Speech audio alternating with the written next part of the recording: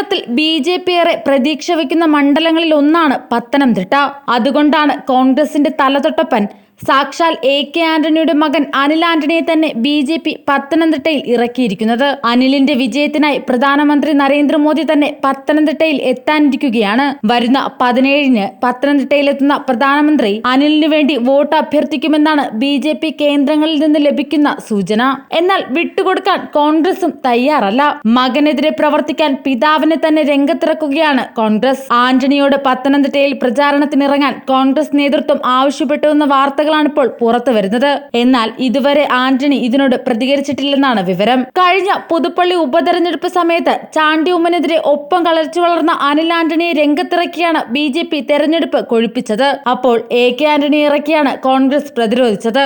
അതേ ശൈലി തന്നെയാണ് പത്തനംതിട്ടയിലും കോൺഗ്രസ് ലക്ഷ്യമിടുന്നത്. പ്രധാനമന്ത്രിയുടെ വരവും മുൻ പ്രതിരോധ മന്ത്രിയുടെ മകന്റെ മത്സരവുമെല്ലാം കൂടി ചേർന്ന് പത്തനംതിട്ടയ്ക്ക് ദേശീയ ശ്രദ്ധ ലഭിച്ചു കഴിഞ്ഞു. കഴിഞ്ഞ ലോക്സഭാ തെരഞ്ഞെടുപ്പിൽ ത്രികോണ മത്സരത്തിന്റെ ചൂട് ഏറ്റവും നന്നായി അറിഞ്ഞ മണ്ഡലങ്ങളിൽ ഒന്നായിരുന്നു പത്തനംതിട്ട.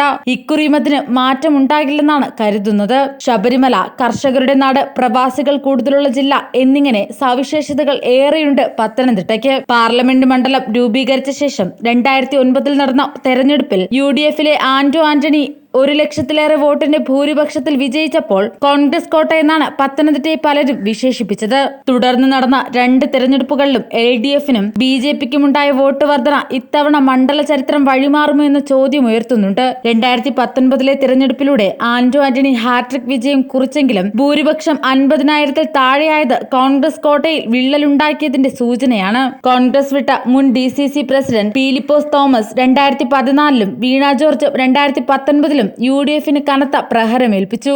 LDF ജനകീയ അടിത്തറ വിപുലപ്പെടുത്തുകയും ചെയ്തു. പത്തനംതിട്ട ജില്ലയിലെ 5 നിയമസഭാ മണ്ഡലങ്ങളും അവരുടെ കയ്യിലാണ്.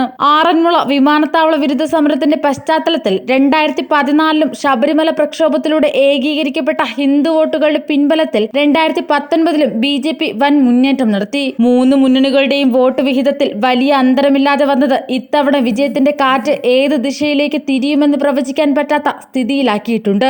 UDF-നെ വിജയത്തിലെത്തിച്ച ക്രിസ്ത്യൻ വോട്ട് ബാങ്കുകളെ ലക്ഷ്യമാക്കി LDF കഴിഞ്ഞ 2 തവണയും ക്രിസ്ത്യൻ സ്ഥാനാർത്ഥികളെ മത്സരിപ്പിച്ചു. ഇത്തവണ മുതിർന്ന നേതാവ് തോമസ് ഐസക്കിലൂടെ പത്തനംതിട്ട പിടിച്ചെടുക്കാമെന്നാണ് LDF കണക്ക് കൂട്ടുന്നത്. ലക്ഷത്തിലേറെ വരുന്ന പ്രവാസി വോട്ടുകൾ ലക്ഷ്യമിട്ട് ആഗോള പ്രവാസി സംഗമം തിരുവല്ലയിൽ സംഘടിപ്പിച്ച് LDF തിരഞ്ഞെടുപ്പിന് കളമൊരുക്കിയിരുന്നു. സംഗമം മുഖ്യമന്ത്രി പിണറായി വിജയൻ ഉദ്ഘാടനം ചെയ്ത ദിവസം തന്നെ പ്രതിപക്ഷ നേതാവ് VD സതീശനും തിരുവല്ലയിൽ DCC നേതൃസംഗമം നടത്തി തിരഞ്ഞെടുപ്പ് ഒരുക്കത്തിന് ആക്കം കൂട്ടി. ബൂത്തുകൾ കേന്ദ്രീകരിച്ച് പ്രവർത്തകരുടെ യോഗങ്ങൾ നടത്തി BJP അടിത്തറ ബലപ്പെടുത്തിയിട്ടുണ്ട്. സിറ്റിംഗ് MPമാരെ വീണ്ടും മത്സരിപ്പിക്കണമെന്ന AICC തീരുമാനം ആന്റണിക്ക് 4ാം ഊഴത്തിനുള്ള അവസരം ഉണ്ടാക്കിയിരിക്കുകയാണ്. ആന്റണിയെ 2019-ൽ സ്ഥാനാർത്ഥിയാക്കുന്നതിനെ എതിർത്തിരുന്ന പാർട്ടിയിലെ പ്രബലർ ഇപ്പോൾ ശാന്തനാണെന്നുള്ളത് ആന്റോയ്ക്ക് ആത്മവിശ്വാസം വർദ്ധിപ്പിച്ചിട്ടുണ്ട്.